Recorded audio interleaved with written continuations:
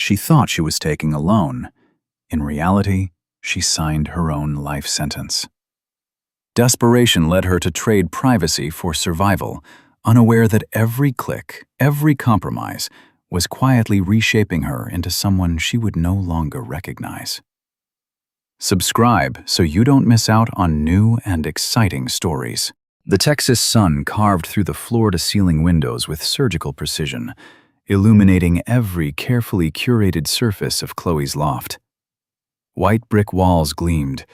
Polished concrete floors reflected light like mirrors.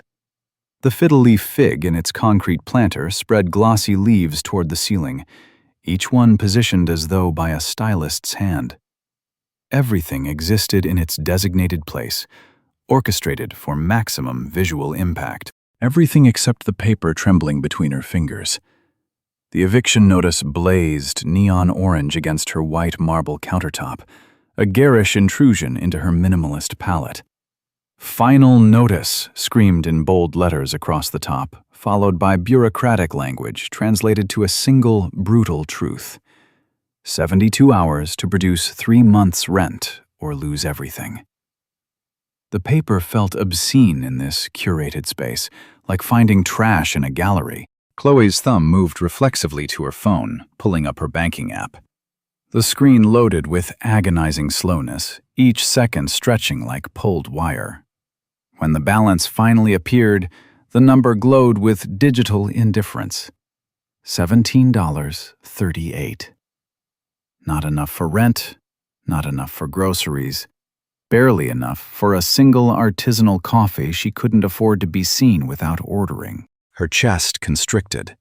The loft's open plan, which had seemed so spacious and liberating in the listing photos, suddenly transformed into a fishbowl. Exposed.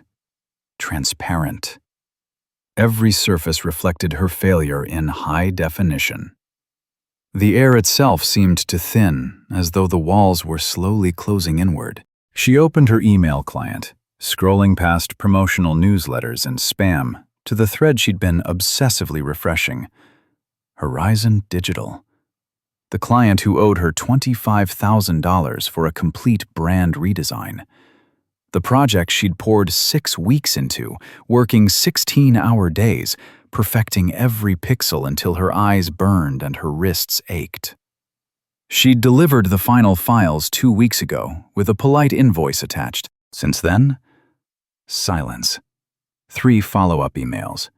2 voicemails keeping her tone light, professional. Definitely not desperate. Nothing. The read receipts mocked her. They'd opened every message. They simply chose not to respond, as though her work and her time were optional considerations. Chloe's finger hovered over the compose button. Another email wouldn't help. Another email would make her seem weak, needy, precisely the kind of person whose invoices could be ignored without consequence. The kind of person whose value could be dismissed with a click. Her gaze drifted to the window. Beyond the glass, Austin sprawled in lazy Sunday morning tranquility. Dog walkers, joggers, people whose bank accounts could absorb an unexpected expense without existential crisis. From up here, in her third-floor loft in the increasingly trendy East Austin neighborhood, she'd always belonged to their world. Or so she'd convinced herself. Now she recognized the view for what it was, a theatrical backdrop. She was an actress who'd forgotten her lines, standing on a stage she couldn't afford to rent. The performance had always been fragile. Now the curtain was falling. The panic crystallized into something sharp and purposeful. Chloe set down the eviction notice with deliberate care and moved to her workstation. Her iMac gleamed, its screen a perfect mirror until she tapped the keyboard.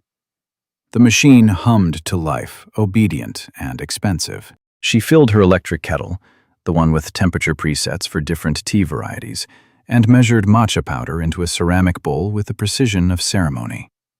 Whisking the tea produced foam the exact shade of pale jade. She poured steamed oat milk, creating the requisite layers, and carried the cup to her desk like an offering. The composition arranged itself, laptop at the perfect angle, Matcha latte positioned beside her wireless keyboard, morning light streaming across the scene like a painting by Vermeer. Chloe pulled out her phone, opened Instagram, and framed the shot. 3 attempts to get the shadows right, 2 adjustments to the cup's position. 1 final check before she pressed the shutter. The resulting image appeared effortless, aspirational. The kind of lifestyle content garnering engagement and envy in equal measure. Her thumbs flew across the screen, crafting the caption with practiced ease. Quiet mornings make productive days. Love the flexibility of freelance life. #designer, #Austin, #freelance, #bossbabe. She added the location tag, SoCo, the neighborhood's #friendly abbreviation, and hit post. The double taps began almost immediately. Red hearts blooming across her screen like validation made visible. Each notification triggered a micro-hit of dopamine, that familiar warm rush saying, "You're doing fine, you're successful. People believe the illusion." 20 likes. 50. The numbers climbed, but beneath the chemical comfort, nausea churned. Chloe stared at her own post, at the careful lie of it, and tasted bile. She was selling a dream while drowning in a nightmare. The matcha went cold on her desk, untouched. A waste of $8 she didn't have. The morning stretched ahead, vast and threatening. Chloe minimized Instagram and opened a new browser tab, her fingers hovering over the keyboard. She typed, "Fast loans for freelancers." The search results vomited forth predatory interest rates and barely legal lending schemes. Cash advance apps with cartoonish interfaces and crushing fees. Payday loan storefronts with addresses in strip malls she'd never visit. She refined her search. Emergency money, creative professionals. More garbage. Sponsored ads for credit cards she'd already been denied. Articles about budgeting, assuming she had money to budget in the first place. Her jaw clenched. The panic was morphing into something uglier. Rage at herself, at her clients, at a system treating creative labor as optional payment. Another search. Instant cash reputation. The results shifted. Between the usual predatory offers, something different emerged. A single sponsored post, elegantly designed against a black background.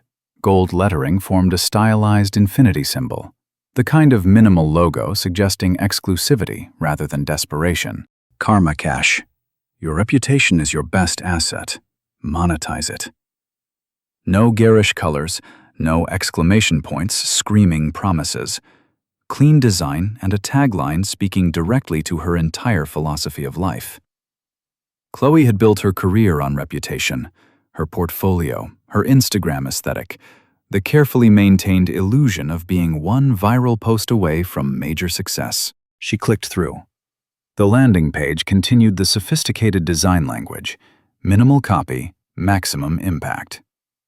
Turn your social capital into financial capital. No credit checks, no lengthy applications. Your digital footprint is your collateral.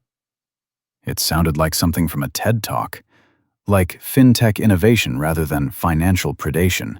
A single button. Get started. Chloe's finger hovered over her trackpad. Something about the phrasing nagged at her. Digital footprint as collateral. But the eviction notice crackled accusingly from the counter. She had 72 hours. 72 hours to produce money or lose her home. Her carefully constructed life. The stage set proving she'd made it. She clicked. The app download was instantaneous. The installation required permissions. A lot of permissions. The list scrolled across her screen. Location services, always on. Camera and microphone, background access. Files and media, full access. Contacts and call logs, read and modify. And buried in the technical language, Karma Cash collects data from your other installed applications to assess your social reputation score. Chloe's cursor hesitated over accept all permissions. Every tech article she'd ever skimmed warned against giving apps this level of access. This was surveillance capitalism in its purest form, trading privacy for convenience, letting a stranger rifle through the digital detritus of your entire life. But the orange eviction notice might as well have been a ticking bomb on her counter. "Screw it," she whispered, and tapped accept. The app opened to a sleek interface. Black background, gold accents, everything designed to appear premium. A single field. How much do you need?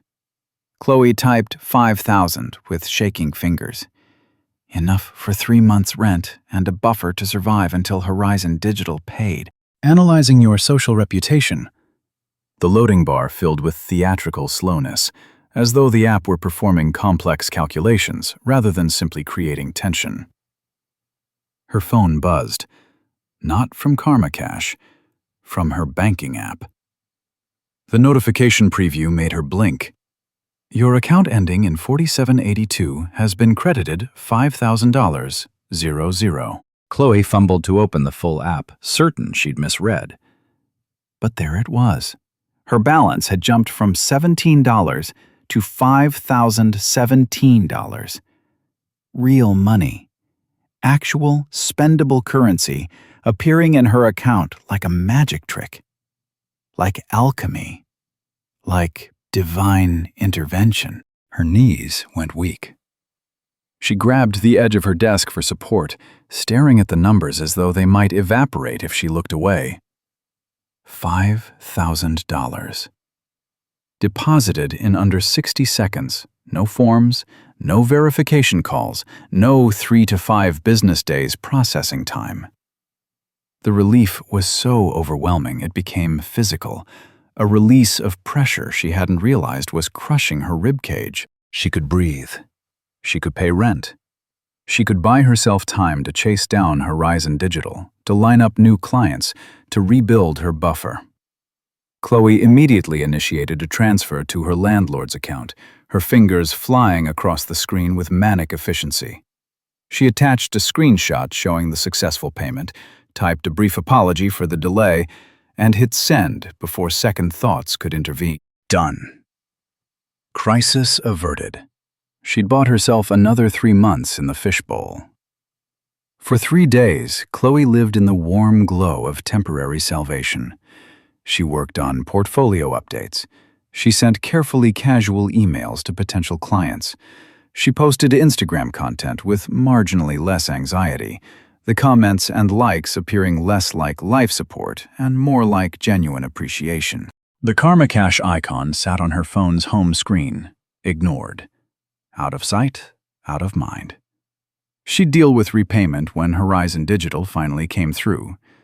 Until now, she could pretend the transaction had been legitimate, above board, a simple short-term loan from an innovative fintech startup. The illusion held for 72 beautiful hours. Thursday shattered it. Her phone chimed with a Karma Cash notification. Payment due, $5,250. Review your options. Chloe's stomach dropped. She opened the app, hoping for a postpone payment button or an extension request form. Instead, the interface had transformed. Where the sleek, minimal design had been, now there was a countdown timer in gold digits. 23, 47, 12. Below it, current balance, $5,017.38. Amount owed, $5,250. She was short, still waiting on Horizon Digital, still trapped in the same cash flow nightmare driving her to Karma Cash in the first place. A new button appeared. Alternative repayment options. The phrase should have triggered alarm bells. Alternative, repayment, options. Each word a red flag in corporate speak for something you won't like. But the countdown timer ticked away, each second bleeding urgency, and Chloe's thumb moved on instinct. She tapped the button. The screen shifted to display a single task, presented with the same elegant minimalism. Assignment: Post a 1-star review on Yelp for The Daily Grind Coffee Shop. Value, $250 account credit. Chloe stared at the words, The Daily Grind. She'd been there dozens of times, a neighborhood coffee shop 3 blocks from her loft, the kind of place with mismatched furniture and chalkboard menus. The owner was a big guy with sleeve tattoos who remembered regulars' orders. She'd never had a bad experience there. This wasn't repayment. This was vandalism, character assassination. Below the assignment, the app offered helpful suggestions in expandable menus. Terrible service. Found hair in my latte. Dirty tables and rude staff. Pre-written lies, calibrated for maximum damage. Chloe's finger hovered over the close button. This was wrong. Unethical. The kind of behavior she'd condemned when seeing other people do it. Keyboard warriors leaving fake reviews to settle personal scores. The countdown timer ticked down. 23, 43, 51. She thought about the eviction notice, about 3 more months of rent she'd paid, about the client who still hadn't responded to her emails, leaving her stranded without income, about how nobody would believe one negative review among dozens of positive ones, how this was victimless, really, in the grand algorithm of the internet. Chloe opened Yelp, found the Daily Grind's listing, stared at the 5-star rating built from years of genuine customer satisfaction. Her thumb selected 1 star. From the pre-written templates, she chose, Found a hair in my latte. When I complained, staff was dismissive and rude. Won't be returning. She posted it before courage could fail. The review appeared instantly, her name and profile photo attached like evidence at a crime scene. Karma Cash chimed. Assignment completed. $250 credited to your account. Updated balance owed, $5,000. Chloe closed the apps and set her phone face down on her desk. She didn't want to see it. Didn't want to think about what she'd done. Sleep eluded her. Morning came with the particular exhaustion of insufficient rest. Chloe's brain was stuffed with cotton, her thoughts moving through molasses. She needed coffee. Real coffee, not the subpar brew from her own kitchen. Her body moved on autopilot, following the groove worn by hundreds of similar mornings. Grab phone. Grab bag. Grab keys. Out the door, down the stairs, onto the sidewalk, where morning sun painted everything in forgiving gold. Her feet carried her along the familiar route. 3 blocks east, 1 block south. Past the vintage clothing boutique, not open yet. Past the taco truck already serving breakfast. Around the corner to the Daily Grind. Chloe's hand was already pushing open the wooden door before her conscious mind caught up with her muscle memory. The little bell above the entrance chimed its cheerful greeting. The aroma of fresh roasted coffee beans enveloped her like a warm blanket. Oh, God. Too late to turn around. The barista, a college-age girl with pink streaks in her hair, already looked up and smiled. Backing out now would draw more attention than simply getting coffee and leaving. Chloe approached the counter, heart hammering against her ribs. Large oat milk latte, please. Her voice came out steadier than she expected. For here or to go? To go. Definitely to go. She paid with trembling fingers, retreated to hover near the pickup area. The espresso machine hissed and groaned. Other customers chatted quietly. Everything seemed normal, the comfortable rhythm of a neighborhood coffee shop on a weekday morning. Nobody had seen the review yet. Chloe.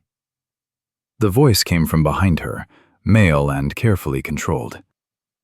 She turned. Larry stood 3 feet away, coffee-stained apron tied around his waist, a piece of paper held in one massive, tattooed hand. His face, usually creased with easy smiles, had gone flat and hard. He walked toward her with the deliberate pace of someone working very hard to contain rage. Other customers sensed the shift in atmosphere and went quiet. Larry stopped at a nearby table and placed the paper down with exaggerated gentleness. It was a printout. Her Yelp review, complete with her profile photo and full name. Found a hair? His voice stayed low, but fury vibrated through every syllable. I've been brewing coffee here since 5 a.m. every single day for 4 years. I understand every cup leaving this counter. Chloe's mouth opened. No words emerged. Her prepared excuses, it was a mistake, someone hacked my account, evaporated under the heat of his stare. You understand what reviews like this do? Larry continued. They don't disappear. They sit there forever, poisoning my reputation. I've got 2 employees counting on me, rent on this place, equipment loans, and people like you. His jaw worked, grinding something worse. People like you tear it down with lies because... Why? Bad morning? Wanted power? I'm sorry, Chloe whispered. I didn't mean... Sorry doesn't pay my bills when customers read garbage and go somewhere else. He reached out and grabbed her wrist. Not violently, but firmly, his calloused fingers wrapping around her arm with unmistakable intent. Look at me. Look me in the eye and tell me you found hair in your coffee. Panic detonated in Chloe's chest. This wasn't pixels on a screen. This was real. His hand on her skin, his physical presence trapping her, the eyes of every customer watching the scene unfold. She yanked backward. Her latte, sitting forgotten on the pickup counter, went flying. The cup hit the floor and exploded, hot liquid and foam splashing across concrete. Chloe ran. She shoved through the door hard enough to make the bell clang violently. Outside, her feet found pavement and carried her in blind flight. 3 blocks. 1 block. Up the stairs. Her hands shook so badly she could barely activate her fingerprint scanner. The lock clicked. She crashed through the door into her loft and slammed it behind her. Only after engaging the deadbolt and chain did she allow herself to breathe. Great, gasping gulps of air burning her throat. She slid down the door until she sat on the floor, knees pulled to her chest. Her wrist throbbed. She examined the angry red marks where Larry's fingers had gripped. Not bruises yet, but the promise of them. He'd grabbed her. Actually put his hands on her. The violation of it made her stomach lurch. But beneath the fear and indignation, a smaller voice whispered uncomfortable truth. She'd struck first. With lies. With casual cruelty disguised as consumer feedback. She'd attacked his livelihood from behind a screen. In the crushing silence of her loft, her phone buzzed. The sound came from her bag, still slung across her shoulder. Chloe pulled out her phone with numb fingers and stared at the screen. Karma Cash notification. Her thumb moved automatically, opening the app. Gold text glowed against the black background. Conflict confirmed. We value your real-world engagement. Bonus earned for completing assignment with observable consequences. $100 credited to your account. Updated balance owed, $4,900. Chloe read it again, and again. Each word rearranging her understanding of reality. Conflict confirmed. Real-world engagement. Observable consequences. They'd been listening, watching, tracking her location to verify she'd gone to the daily grind. Monitoring what? Her microphone? Had the app recorded Larry confronting her? Analyzed the audio to confirm she'd completed the task not digitally, but physically? Creating measurable damage? The phone transformed in her hand. Heavy and malevolent, like holding a venomous snake awakening from sleep. This wasn't a loan app. This wasn't fintech innovation. This was punishment. Orchestrated, calculated, savored. Someone had designed this, coded these functions, chosen her as a target, and was now sitting somewhere, watching data streams, awarding her points for ruining a small business owner's morning. The $100 bonus wasn't payment, it was encouragement. Positive reinforcement for being willing to destroy someone face to face. Chloe's vision tunneled. The walls of her loft, those clean white bricks, that polished concrete, those massive windows, pressed inward like a closing fist. She'd given Karma Cash access to everything. Her location, always on. Her microphone, background access. Her contacts, her photos, her email, every app. She wasn't a user. She was an experiment. And someone, somewhere, was recording every data point with scientific precision, waiting to see what she'd do next. The marionette strings had been tested. They held firm. The loft had become a cage. Chloe sat cross-legged on her polished concrete floor, staring at her phone as though it might detonate. 3 days since the confrontation at the daily grind. 3 days of self-imposed imprisonment, venturing no farther than her bathroom and kitchen. Every device in the space had transformed from convenience to surveillance. The IMAX webcam wore a strip of black electrical tape like a blindfold. Her smart speaker sat unplugged in a drawer, silenced. Even Graphite, her Russian blue cat, seemed to eye her with suspicion as he groomed himself on the designer couch. The phone lay face down on her white desk, untouched for hours. When she finally forced herself to pick it up, her thumb hovered over the settings icon. She navigated to the app permissions list with the dread of someone reading their own autopsy report. Location services, always. Camera, always. Microphone, always. Files and media, full access. Contacts, read and modify. The list scrolled on and on, each permission a door she'd flung open and invited the monster through. Her hands trembled. She'd done this to herself. The realization hit with physical force. She was already compromised. Deleting Karma Cash wouldn't revoke what it had already harvested. The app had consumed her digital life like a virus, copying itself before the host even noticed symptoms. Her phone buzzed. Chloe nearly dropped it. The notification banner appeared innocuous, a simple message from Karma Cash. But her stomach knotted as she opened it.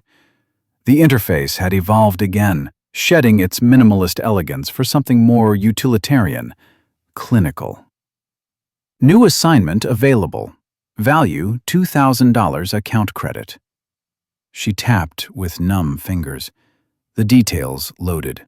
Her breath caught. The assignment was corporate espionage.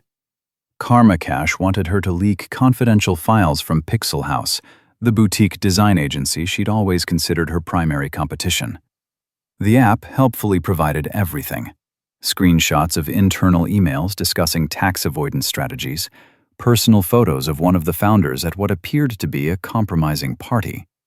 Even a pre-written anonymous tip formatted for design industry gossip blogs. This wasn't vandalism. This was weaponized destruction. Someone's career, someone's business, someone's life, gift-wrapped for her to detonate. Chloe's vision swam. The matcha she'd forced down hours ago threatened to come up. She closed the app with shaking hands and set the phone down as though it were radioactive. Her mind raced through scenarios. What if she refused? What if she deleted everything and ran? Her remaining balance with Karma Cash was still $4,900. She could flee Austin, start over somewhere anonymous. Portland, Seattle. Somewhere without the weight of her carefully constructed reputation. The phone buzzed again. Not a notification this time. A call. Unknown number. Chloe stared at the screen, paralyzed. It rang 4 times before going to voicemail. 30 seconds later, another buzz. A text from the same unknown number. "We're watching." Her blood turned to ice.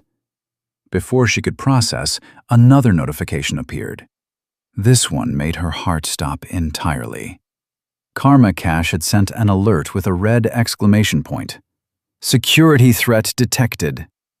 Below it, an image loaded.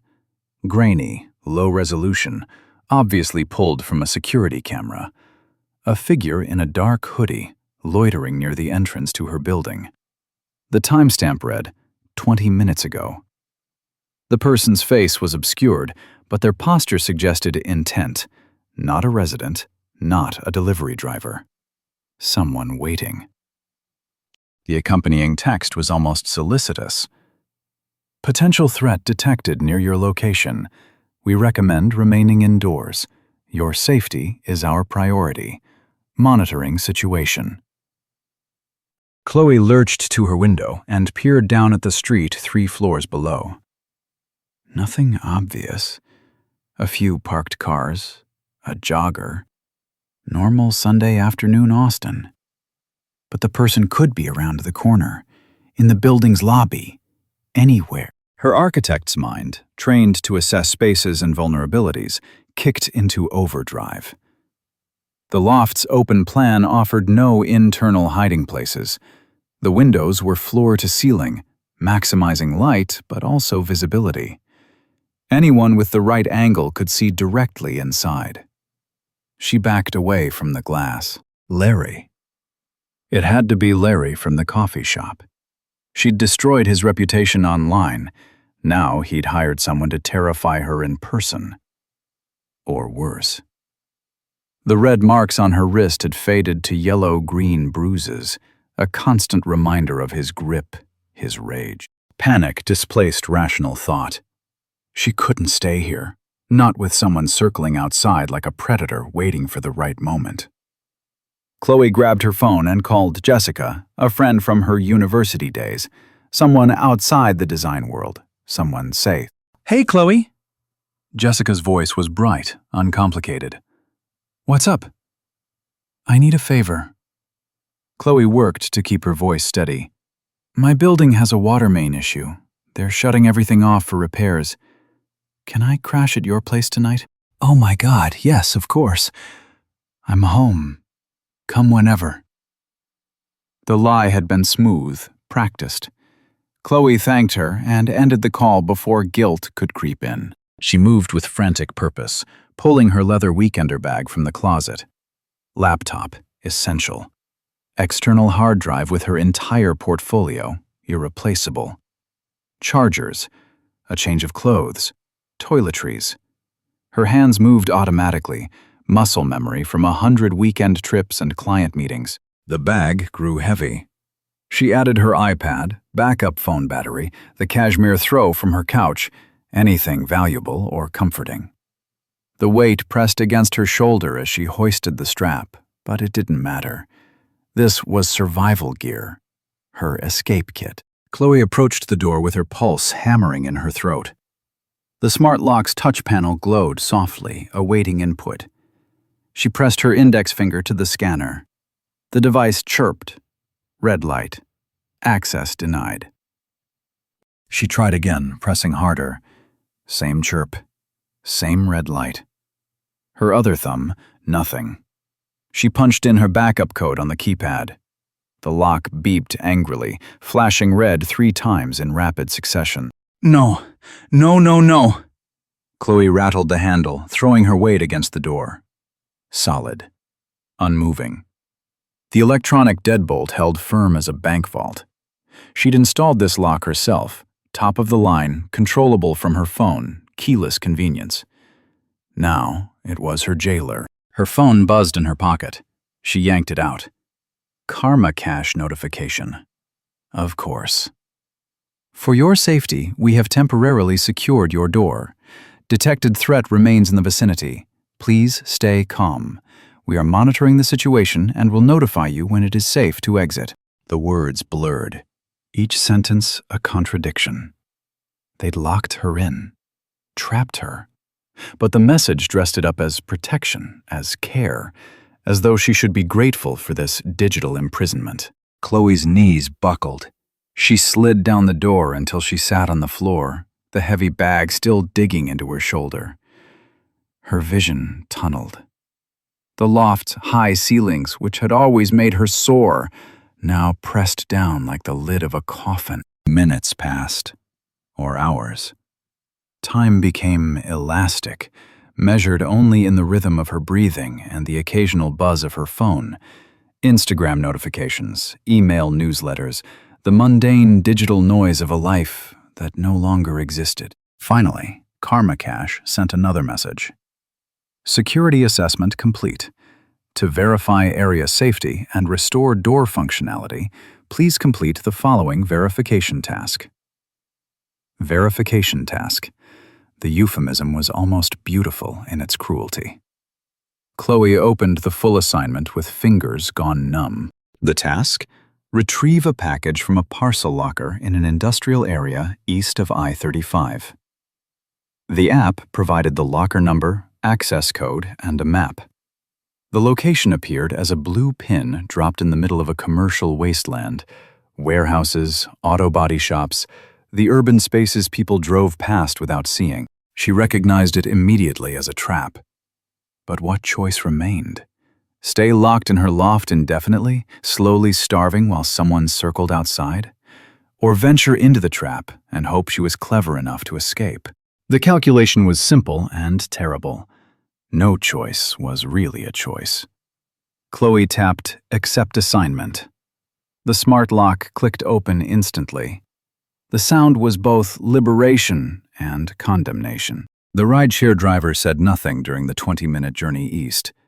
Chloe watched Austin transform outside the window. Trendy East Austin giving way to industrial zones, hipster murals replaced by chain-link fences and graffitied concrete. The city's underbelly, where Instagram aesthetics held no currency. The driver dropped her at the intersection the app specified. "You sure about this?" he asked, eyeing the desolate surroundings. "Meeting someone," Chloe lied. He drove away, leaving her alone in the cooling evening air. The alley stretched before her like a throat. A single mercury vapor lamp flickered overhead, casting sickly purple-green light that made everything appear diseased. The pavement was slick with something oily, reflecting the stuttering illumination in rainbow swirls. The parcel locker stood incongruously clean in the decay. A bright blue tower of automation, its touchscreen glowing with corporate cheerfulness. The contrast was obscene, like finding a smartphone in a medieval dungeon. Chloe approached slowly, her designer ankle boots slipping on the wet asphalt. The smell hit her. Rotting garbage, mildew, motor oil. She breathed through her mouth. The locker's screen prompted for the access code. She entered the digits Karma Cache had provided. A compartment clicked open with a pneumatic hiss. Inside sat a small cardboard box, unremarkable brown. Chloe reached for it. Motion exploded from the shadows. A figure in a dark hoodie materialized, lunging for the box. Male, maybe 6 feet, face obscured. His hand closed around the package at the same instant as hers. Chloe screamed. The sound tore from her throat, raw and primal. She yanked the box toward her chest. He pulled harder. For 3 seconds, they struggled in absurd tug-of-war. Then instinct overrode thought. Chloe swung her leather bag, 15 pounds of laptop and accessories concentrated in one devastating arc. The corner of her MacBook connected with the man's shoulder. He grunted, grip loosening. She ripped the box free and ran. No thought, no plan, pure flight response. Her feet pounded pavement. Behind her, footsteps. She didn't dare look. The alley mouth appeared ahead like a portal to salvation. She burst into the relative brightness of the main street. A taxi idled at the corner. Chloe wrenched the door open and threw herself inside. "Go! Now!" The driver, startled by her panic, accelerated without question. She twisted to peer through the rear window. The figure in the hoodie had stopped at the alley's edge, watching, not pursuing. The distance grew. Chloe collapsed against the seat, clutching the box to her chest like a shield. Her entire body shook. The taxi delivered her to her building. She stumbled inside, past the doorman, who asked if she was all right. into the elevator, down the hall. Her smart lock opened obediently now, the punishment phase complete. She slammed the door, engaged both locks, and stood gasping in her immaculate loft. The box felt light. Too light. Chloe set it on her white marble countertop and stared. Her hands had stopped shaking, but her mind raced. What could be worth assaulting someone for? Money? Drugs? Blackmail material? She found scissors and sliced through the packing tape. The cardboard flaps fell open. Inside, nestled in white tissue paper, was a single item. Not drugs, not cash, not documents. A photograph. 4 by 6 inches, the paper slightly faded, edges soft with age. Chloe lifted it with trembling fingers. The image showed an amusement park at dusk, fairy lights strung between game booths, a Ferris wheel glowing in the background. In the foreground, a younger version of herself, hair longer, smile unguarded, laughed at something off camera. Her head was thrown back in genuine joy, the kind of unself-conscious happiness she couldn't remember feeling anymore. And beside her, his arm wrapped around her waist, pulling her close, was a man with dark hair, sharp eyes, and a slight smirk that suggested he knew something no one else did. Ethan, her ex-boyfriend. The programmer she dumped 2 years ago with words designed to cut deep. "You're a failure, Ethan. You're dragging me down." The memory of her own cruelty washed over her. She'd said it to hurt him, to justify her decision, to make the break clean. She'd meant every word in the moment, or convinced herself she had. Ethan hadn't fit her vision of success. He'd been brilliant, but socially awkward, more interested in elegant code than professional networking. In the world she was building, he'd been a liability. She deleted him from her life as ruthlessly as archiving old project files. No contact. Blocked on social media. Erased. Now he'd erased her back. Methodically. Cruelly. With the precision of someone who understood systems, how to exploit them, how to turn their logic against their users. Chloe set the photograph down with nerveless fingers. The pieces assembled themselves with horrible clarity. Karma Cash's sophisticated design, the intimate knowledge of her habits, her neighborhood, her vulnerabilities. The calculated escalation from humiliation to terror. This wasn't random. This wasn't some predatory fintech startup harvesting user data for profit. This was personal, surgical. A revenge plot coded with the same meticulous attention Ethan had once devoted to the programs he'd built to make her life easier. The coffee shop assignment. He'd known she'd go there by habit. The locked door. He'd researched her smart home setup. The staged threat. Pure psychological manipulation. The package retrieval. An elaborate performance designed to terrify and confuse. Every task had been a move in a game she hadn't realized she was playing. And Ethan was the one holding the controller, watching her scrabble through his maze like a lab rat. The marionette strings weren't just tested anymore. They were being pulled taut, forcing her into positions of increasing degradation. And she'd danced along, jerking to every command, because the alternative was losing everything she'd built. Chloe picked up the photograph again. Her younger self grinned out from the past, blissfully unaware of the cruelty she'd soon inflict. Unaware that her casual destruction of another person would metastasize into this nightmare. The creator of Karma Cash had a name, a face, a motivation. This wasn't business. This was retribution. And Chloe had no idea how much deeper into hell Ethan intended to drag her before he was satisfied. The photograph sat on her white marble counter, a ghost-made paper. Chloe stared at the younger version of herself, carefree, laughing, whole, and the man beside her, Ethan, his arm around her waist, proprietary. That slight smirk she'd once found endearing now looked like the expression of someone who'd already won a game she didn't realize she was playing. Her hands trembled as she picked up the image again. The amusement park lights blurred in the background, soft bokeh haloing their faces. She remembered that night. September, 3 years ago.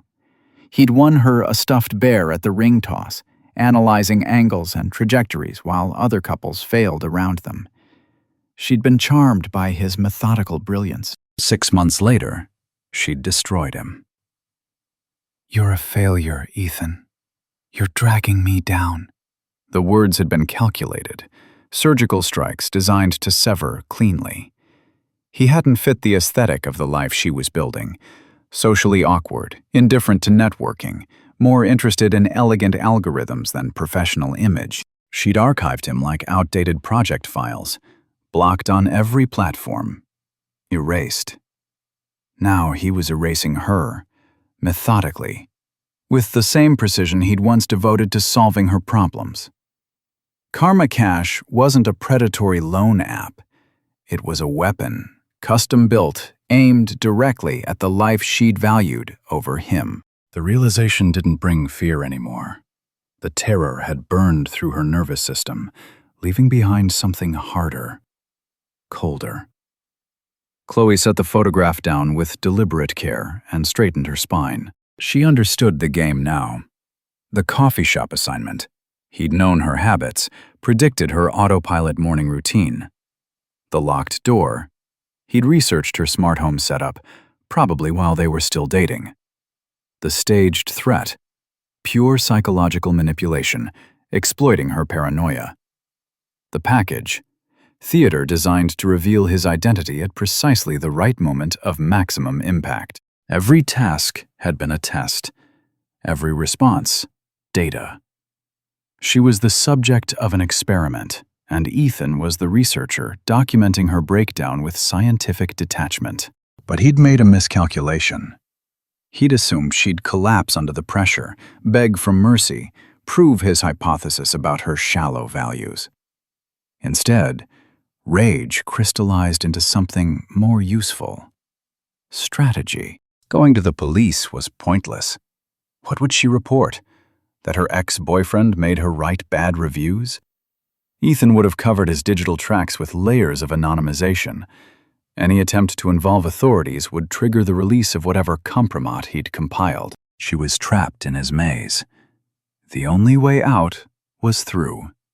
Finish his game, reach the end, and find the exploit in his perfect code. Her phone buzzed. Karma Cash notification. Chloe picked it up, thumb hovering over the screen. This time when she opened the app, she read with different eyes, not a victim, but an analyst searching for weaknesses. Final assignment available. Complete this task to clear your remaining balance and restore your account. The interface had shed its clinical efficiency for something almost celebratory. Gold confetti animated across the screen. Freedom is one step away. The assignment loaded. Her breath caught. Target. Mark Spencer. Her elusive client from Horizon Digital, the man who'd ignored 3 months of invoices and pushed her into this nightmare. The task. Report his illegally parked vehicle to Austin's parking enforcement. The black sedan he habitually left in a no-parking zone outside Ember, an upscale restaurant downtown. The irony was exquisite. Ethan was offering her revenge against the person who'd inadvertently caused her desperation, wrapped in the promise of liberation. She could punish the man who'd started this cascade and win her freedom simultaneously. Too perfect. Too neat. Obviously a trap. But traps only worked if you had alternatives. Chloe scrolled through the terms. Standard language about verification, timestamps, geolocation. Her finger stopped. There, buried in paragraph 3. To prevent fraudulent reports, this assignment requires physical presence verification. GPS coordinates must confirm user location within 50 meters of target vehicle. He didn't want her to complete this task remotely, safely, from her loft. He wanted her there, in person. Hiding in shadows, playing the role of stalker, feeling the full weight of how far she'd fallen. This wasn't about money anymore. It was about breaking her completely, forcing her to embody every shameful thing she'd accused him of being. Small, pathetic, beneath notice. Chloe's jaw tightened. Fine, she'd play, but she'd remember every detail, catalog every mechanism. Somewhere in this elaborate revenge plot was a flaw. Ethan's brilliance was matched only by his arrogance. He'd gotten cocky, revealing himself with that photograph. Now she had information. She accepted the assignment. The countdown timer appeared. 4 hours. Enough time to shower, change into dark clothes, become the shadow Ethan wanted her to be. Night had claimed Austin by the time Chloe positioned herself in the narrow alley across from Ember. The restaurant glowed like a stage set, warm light spilling through floor-to-ceiling windows, illuminating beautiful people in beautiful clothes, having beautiful conversations she'd never be part of again. She pressed against the cold brick wall, hidden behind a massive dumpster that reeked of kitchen waste. The smell made her stomach turn. Or perhaps it was self-loathing doing the work. Either way, she swallowed bile and focused on the target. Mark Spencer's black sedan sat brazenly beside a fire hydrant, its paint gleaming under the streetlight. 48 hours ago, she would have walked past it without a second glance. Now it represented something larger. The casual entitlement of people who ignored consequences because consequences never touched them. Her phone screen cast sickly blue light on her face. The Karma Cache interface showed her GPS coordinates, the target's location, the narrow overlap between them. A simple button. Report violation. One tap and this would end. But her finger wouldn't move. Because ending it meant admitting she'd let Ethan reduce her to this. Lurking in filth, about to commit petty spite against someone who'd simply been a bad client. Not a monster, not evil, just inconsiderate. This was who she'd become. This was the person Ethan wanted to prove she'd always been underneath the Instagram filters and minimalist aesthetics. Movement at Ember's entrance caught her eye. The glass doors swung open, releasing a swell of laughter and clinking crystal. Mark Spencer emerged first, his expensive suit tailored perfectly, his smile easy and untroubled. He turned to say goodbye to his dinner companion. The second man stepped into the light. Chloe's heart seized. Larry, the owner of the Daily Grind, looking nothing like the furious, coffee-stained entrepreneur who'd grabbed her wrist. Tonight he wore a pressed button-down, his tattooed arms covered, his expression relaxed and successful. He laughed at something Mark said, the two of them clearly comfortable, clearly friends or business partners. This wasn't coincidence. Couldn't be.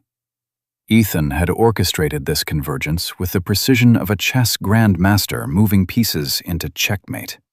He'd brought together two men she'd harmed, positioned them as witnesses to her final degradation. Mark hailed a taxi. Larry turned toward the parking structure. His path would take him directly past the alley's mouth. Chloe shrank deeper into shadow, pressing herself against the dumpster's corrugated metal. The cold seeped through her jacket. Larry's footsteps approached. She held her breath. He would walk past. He wouldn't see her. The darkness was thick enough, the angle wrong enough. His head turned. Casual, unconscious, the way people glance at dark spaces walking alone at night. His eyes swept the alley and landed on her face. Recognition flickered. His steps slowed, stopped. His expression cycled through confusion, understanding, then hardening into anger. You. His voice carried across the empty street. What the hell are you doing here? Chloe's muscles locked. Run or explain? The calculation happened in microseconds. Running confirmed guilt. Explaining was impossible. She had no story that made sense. Larry's confusion morphed into something darker. She watched him connect dots. The fake review destroying his reputation, now her lurking outside his business partner's restaurant. In his mind, she wasn't just an internet troll. She was a stalker, a threat to his new venture. Hey! He stepped off the curb, moving toward the alley. I'm calling the cops. You stay right. Chloe ran, pure instinct overriding thought. She spun and sprinted deeper into the alley, her boots slapping wet pavement. Behind her, Larry's shout echoed off brick walls, followed by the heavy rhythm of pursuit. The alley dumped her onto a side street. She veered left, running blind through downtown Austin. Neon signs blurred past, bars, late-night taquerias, a tattoo parlor bleeding red light. People turned to stare at the woman sprinting past in full flight mode. Larry's footsteps pounded behind her, closer than they should be. He was faster, driven by righteous fury. She was running on adrenaline and terror, her designer bag slamming against her hip with every stride. Chloe cut right down Congress Avenue, heading toward the bridge. More people here, late-night crowds spilling from venues. She wove through clusters of tourists and bar hoppers, using bodies as obstacles. Someone yelled as she shouldered past. She didn't slow. The bridge stretched ahead, dark water visible between railings. Lady Bird Lake reflected city lights in shattered gold. Chloe's lungs burned. Her legs were turning to concrete. She couldn't maintain this pace. She risked a glance backward. Larry had fallen behind, blocked by a group leaving a concert venue. The distance gave her seconds, enough to make the bridge, cross into South Congress, disappear into the residential maze she actually knew. Her neighborhood. Home territory. She could lose him there. Chloe pushed harder, ignoring her body's screaming protests. Across the bridge, left on Elizabeth, right through the parking lot behind the closed boutique, into the warren of narrow streets and shotgun houses that made up Old East Austin. Here the streetlights were sparser, shadows pooled thick and protective. She cut through a yard, vaulted a low fence, emerged on a parallel street. Her building was 3 blocks away, so close. Behind her, silence. She slowed to a jog, then a walk, pressing one hand against a stitch in her side. Had she lost him? She strained to hear footsteps, shouts, anything. Nothing but her own ragged breathing and distant traffic. Chloe stumbled the final blocks like a wounded animal returning to its den. The doorman's eyes widened when she staggered into the lobby, clothes disheveled, face flushed, gasping. But she waved him off and made for the elevator. 3rd floor. Her door. The smart lock beeped, recognizing her fingerprint. She fell through into her loft and collapsed onto the floor, too exhausted to even secure the lock behind her. She'd survived. Again. Barely. Her phone buzzed against her hip. For a long moment, Chloe couldn't summon the energy to check it. She lay on the cold concrete, staring at her white ceiling, waiting for her heart to remember how to beat at normal speeds. Finally, she pulled out the phone. Not Karma Cash, her banking app. The notification made her blink, certain she was misreading. Deposit $25,000. 00 from Horizon Digital LLC. Available balance $25,017.38. The money. Mark Spencer had finally paid. 3 months late, after she'd been driven to desperation, humiliation, crime. He'd simply transferred the amount like it was nothing, like her invoices had been sitting in an unread folder somewhere. Laughter bubbled up from Chloe's chest, hysterical, broken laughter that hurt her raw throat. All of this, the loan, the assignments, the terror, the chase, it had been for nothing. The solution had been coming anyway, slowly grinding through corporate bureaucracy while she destroyed herself trying to survive. She'd won. The money was here. She could pay off Karma Cash, delete the app, start over. The nightmare could end right now. Chloe sat up, still laughing, and opened Karma Cash with trembling fingers. The interface displayed her debt. $4,900 remaining. Pocket change compared to what now sat in her account. She could end this with one tap. Her thumb hovered over pay full balance. One tap. Freedom. The ability to tell Ethan's elaborate revenge plot to go to hell. She pressed the button. The screen went black. For 3 seconds, nothing happened. Chloe stared at the dark glass, her reflection ghostly in its surface. Then the phone lit up again, but wrong. The brightness maxed, painful, and displayed in enormous red numbers a countdown timer. 10, 9, 8. Above it, a message from a blocked number. See? Money was always the answer, but you chose a different path. Chloe's laughter died. The phone began vibrating continuously, notifications erupting like machine gun fire. WhatsApp, email, Instagram, Twitter, Facebook, LinkedIn. Every social platform she'd ever used, every contact she'd ever added. She opened WhatsApp with numb fingers. Messages were being sent from her account. The Pixel House compromat, confidential documents, compromising photos, blasting out to every design professional in her network. Her sent folder filled with dozens, then hundreds of messages. Email was worse. Her inbox flooded with auto-replies and confused responses as Karma Cash sent carefully crafted accusations, scandals, and fabricated evidence from her account to clients, colleagues, industry contacts. On Instagram, posts appeared on her feed. Screenshots of private conversations taken out of context, photos she'd thought were deleted, captions written in her voice but twisted, making her appear vindictive, unprofessional, unstable. The countdown reached 0. Her phone went silent. The damage was done. A final message appeared, this one clearly from Ethan himself. You had $25,000. You could have paid immediately, could have walked away, but you had to play the game, had to prove you were clever enough to outsmart it. This is who you are, Chloe, someone who destroys things. I just gave you the tools and watched you work. Below that, I've left you the money. Start over somewhere else. Portland, maybe? I hear it's nice this time of year. Chloe sat motionless on her floor, surrounded by the ruins of her carefully curated life, and finally understood. The money hadn't been her salvation.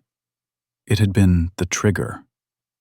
Ethan had waited until she felt saved, until relief flooded her system, until she thought she'd won, and then he detonated everything. The debt had never mattered.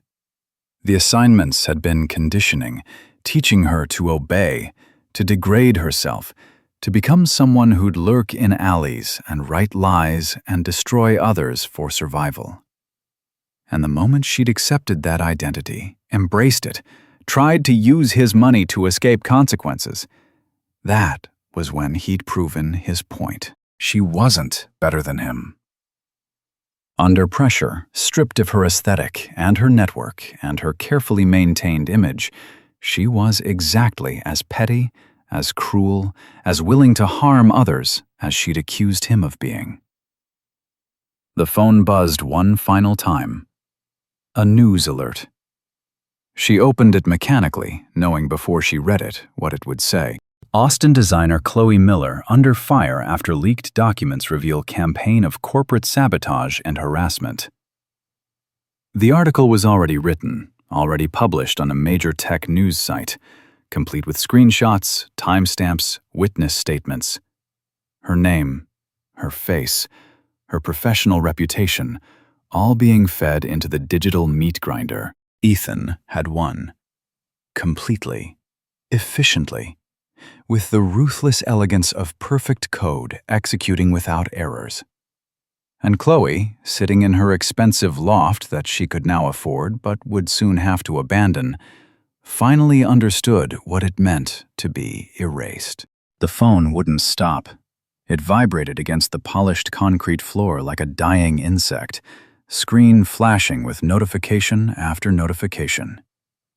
Chloe sat paralyzed, watching the digital avalanche bury her life in real time. Email after email materialized. Clients terminating contracts, colleagues demanding explanations, threats of legal action. Instagram imploded first. Her last post, the carefully staged matcha latte and laptop, had become ground zero. Hundreds of comments flooded in, each one a knife. Fake! Fraud! You destroyed Pixel House! Her follower count dropped in real time, hundreds vanishing every few seconds. WhatsApp was worse. Messages from Jessica, her college friend, scrolling past faster than she could read. What the hell did you do? People are saying you're a corporate spy. Call me now! The desperation in those messages would have broken her if she had anything left to break. Her professional network unraveled with surgical efficiency. LinkedIn connections withdrew. Her design community Slack channels erupted with her name. None of it good. Someone had posted screenshots of the Pixel House documents with her email address prominently displayed as sender. The notification sound kept chiming, relentless as a death knell. Each vibration announced another relationship severed, another bridge burned, another piece of her carefully constructed identity crumbling to dust. This was precision demolition. Ethan had pressed a button and watched her world collapse in real time. Through the chaos, one message appeared. No notification sound, no vibration. It simply materialized on her screen, quiet and terrible in its composure. From a blocked number she recognized anyway. I've left you the money. Start over somewhere else. Portland's nice this time of year. Chloe read it 3 times. The words were calm, almost kind, beneficent, as though he'd rescued her rather than destroyed her, as though the $25,000 sitting in her account was mercy instead of mockery. This was his final stroke. Not content with merely breaking her, Ethan positioned himself as her savior, the generous God casting down crumbs to the ruined mortal. He wanted her to flee, to spend the rest of her life carrying his generosity like a brand, to remember forever who had the power to unmake her and choose to let her crawl away. The rage came slowly. Not the hot, explosive kind, something colder, cleaner. It started in her chest and spread through her limbs like ice water in her veins, freezing the panic and shame into something harder. Chloe picked up the phone, opened her banking app. The balance glowed. $25,017.38. She stared at those numbers until they stopped being a lifeline and became something else entirely. Not escape money. War funds. Her designer's mind, trained to see systems, to understand architecture and flow, clicked into analytical mode. She examined Karma Cash as she would a competitor's website. The elegant interface, the sophisticated geolocation, the real-time surveillance capabilities. This wasn't amateur hour. This was professional-grade work. Ethan was brilliant, but he was also vain. She'd watched him code, seen his obsession with elegant solutions and reusable modules. He wouldn't build something this sophisticated for a single-use revenge plot. That would be wasteful, aesthetically offensive. This app was a showcase, a proof of concept. He'd built Karma Cash the way other developers built portfolio pieces, to demonstrate capability. And if it was a showcase, he'd use it elsewhere. Probably already was using it elsewhere. Artists reused their best work, and Ethan's fatal flaw had always been his inability to resist showing off. Chloe stood up. Her legs trembled, but she forced them steady. She walked to her iMac and sat down, ignoring the continued buzz of her phone on the floor.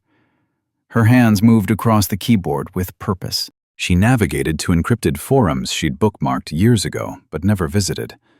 Places where freelance developers discussed gray area projects, where hackers with actual skill congregated, far from the script kiddie forums. She composed messages carefully, posting to 3 different boards. Need reverse engineering on mobile app. Time sensitive. Paying $20K for full analysis within 48 hours. Bonus for identifying code reuse in other systems. She attached a link to Karma Cash's download page and her encrypted contact information. Responses started arriving within minutes. Most were garbage, amateurs promising miracles. But 3 stood out. Professionals who asked the right questions, quoted reasonable timelines, demonstrated actual expertise through their communication style. She hired them. $15,000 split 3 ways, with a $5,000 bonus pool for whoever delivered first. The money transferred with a few taps. Ethan's money, weaponized against him. The next 36 hours blurred. Chloe didn't sleep. Her loft transformed into a command center. She set up 3 monitors, channeling encrypted chat feeds from her hired team. They worked in parallel, each approaching the problem from different angles. One focused on the app's architecture. Another traced its network traffic. The third analyzed the code itself, looking for signatures, the unique patterns every programmer left, like fingerprints. Chloe watched code scroll past. She didn't understand most of it, but she understood systems. She asked questions, pushed for clarity, kept the pressure on. The team worked around the clock, feeding her updates every few hours. Coffee replaced food. Her carefully maintained aesthetic crumbled, hair in a messy ponytail, wearing the same university t-shirt for 2 days straight. Graphite meowed for attention she didn't give. The loft smelled like stale air and stress sweat, but her mind was sharp, sharper than it had been in months. Purpose burned away the fog of fear. On the second day, the breakthrough came. A message from the hacker calling himself Cypher. Found it. Check the attachment. Chloe opened the encrypted file. Rows of data confronted her. Server logs, code comparisons, network maps. Cypher had included annotations, walking her through the discovery. Karma Cash used a proprietary encryption module, custom-built, sophisticated, with a distinctive architecture. That same module appeared in another system, a data exfiltration tool targeting Omnicorp, one of the largest tech companies in the world. The timelines matched. Karma Cash had been active for 3 months. The Omnicorp breach had been ongoing for 18 months. Same server infrastructure, same communication protocols, same digital fingerprints. Her personal nightmare had been a beta test, a proof of concept for industrial espionage on a massive scale. Ethan had used her to refine his methods before deploying them against a multi-billion-dollar corporation. Chloe sat motionless, absorbing the implications. The other 2 hackers confirmed Cypher's findings independently. The evidence was irrefutable. Karma Cash and the Omnicorp hack were siblings, sharing the same DNA. She had him. Completely. Professionally. Legally. Her first instinct was the FBI. Anonymous tip, let the system handle it. Clean, legal, safe. But she stopped herself. That was the old Chloe talking. The one who played by rules, who valued propriety over satisfaction. Ethan had taught her a different lesson. Systemic justice was impersonal, distant. He'd destroyed her publicly, personally, with maximum humiliation. He deserved the same. Chloe opened a new browser window and started researching. Ethan's LinkedIn was still public. She tracked his activity, his connections, his carefully curated professional presence. Recent posts congratulated him on reaching the final round of interviews at Aperture Dynamics. Head of Cybersecurity, 6-figure salary, industry prestige, the culmination of his career. He was 3 days away from his final interview. A slow smile crossed Chloe's face. Not pleasant. Sharp. She turned to her team. I need 2 packages prepared. Full documentation, foolproof evidence, suitable for law enforcement and corporate legal teams respectively. Can you do that in 24 hours? Cypher responded first. Already compiling. You planning something fun? Justice, Chloe typed. Just justice. The packages arrived with 6 hours to spare. Cypher had outdone himself, not merely evidence, but a prosecutorial roadmap.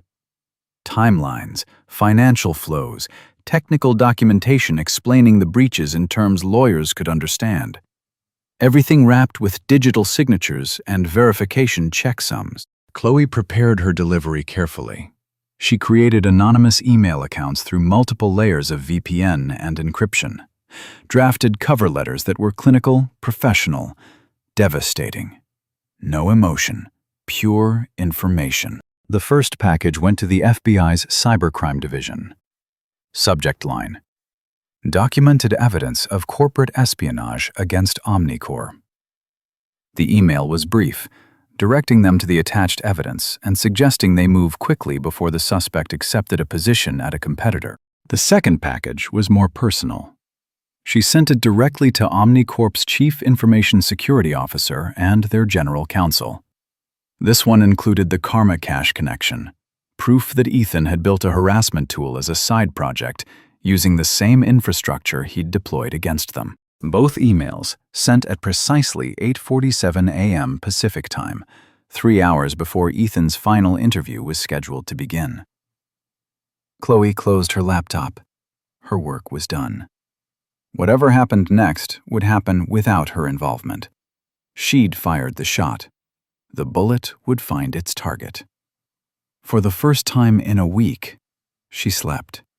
14 hours straight, dreamless and deep. When she woke, her phone was silent. The notification storm had passed, leaving only the wreckage.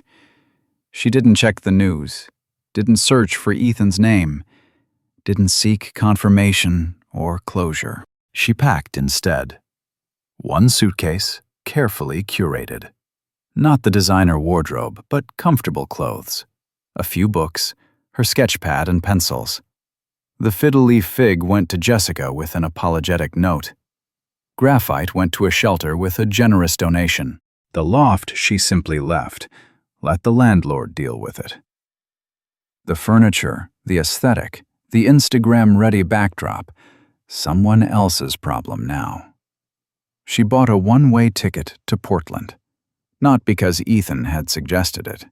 Because she wanted rain and gray skies and a city where nobody cared about her curated image.